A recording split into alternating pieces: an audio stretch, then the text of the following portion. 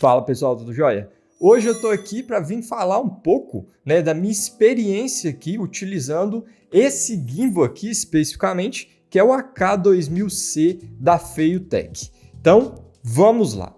Antes de começar esse vídeo, já quero falar que caso você se interesse pelas especificações desse gimbal aqui especificamente, você pode estar conferindo aqui um review completo que tem aqui no meu canal. Então, pessoal, o que eu quero poder falar aqui em primeira mão, obviamente, desses meus 3 anos aí praticamente utilizando esse gimbal aqui da Feiyutech. Eu, como filmmaker, utilizando esse gimbal praticamente aí há mais de 2, 3 anos, nas minhas produções e também em alguns vídeos aqui do meu canal no YouTube, o que eu acho?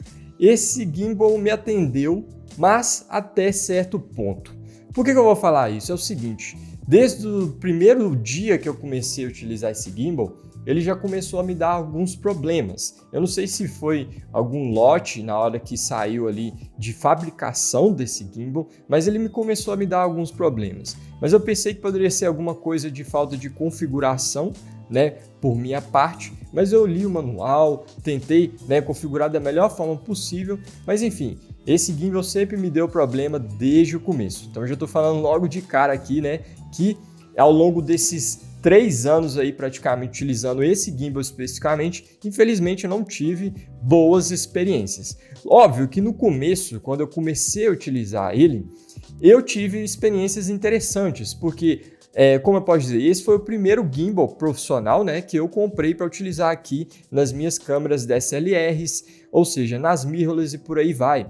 Então, o que eu posso dizer? Esse gimbal me atendeu até certo ponto.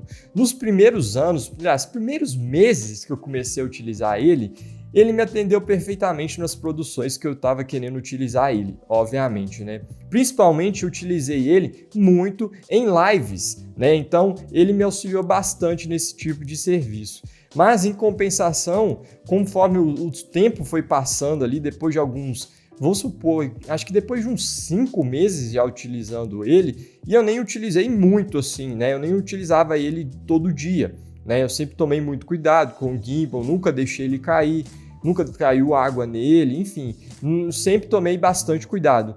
Mas parece que ele foi se degradando aos poucos, Enfim, isso foi uma experiência bem ruim com esse gimbal especificamente.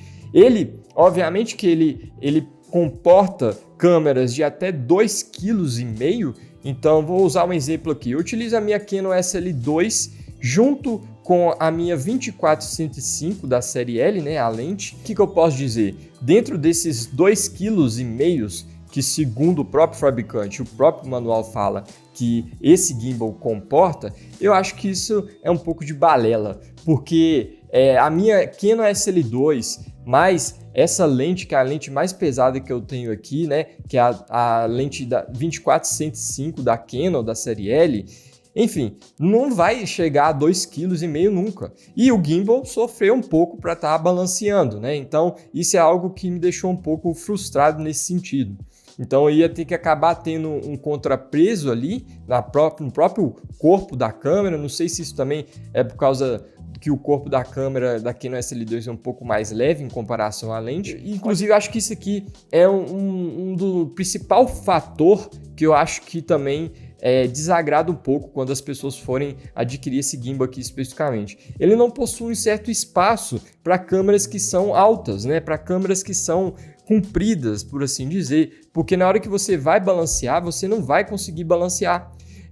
A parte de cima da câmera vai bater no eixo, naquele eixo traseiro do gimbal, e você não vai conseguir fazer um balanceamento da forma correta. Não somente por esse fato da configuração do próprio gimbal, uma coisa também que me deixou totalmente descontente nesses 3 anos utilizando o gimbal é o seguinte, a sapata dele é um engate bem antigo, já bem arcaico, não é um engate não é uma sapata de engate rápido, que você só aperta um botão e solta, ou você só coloca ali e aperta um botão e ela trava, É uma sapata bem mais chata para colocar Se você coloca ela de uma forma um pouco mais para um lado ou para o outro, você desbalanceia o gimbal todo. Isso é uma chatice, isso é muito chato, né? Num evento ali que você tem que ser rápido, precisa trocar a bateria da câmera, né? Já tirar a câmera do gimbal e colocar de volta, você vai ter que balancear o gimbal de novo, senão ele vai ficar ou tremendo, ou os motores vão ficar um pouco estranho, não vai, ou então vai ficar um pouco torto o eixo, né? Enfim, então nesse sentido, eu acho que para quem trabalha com evento é um pouco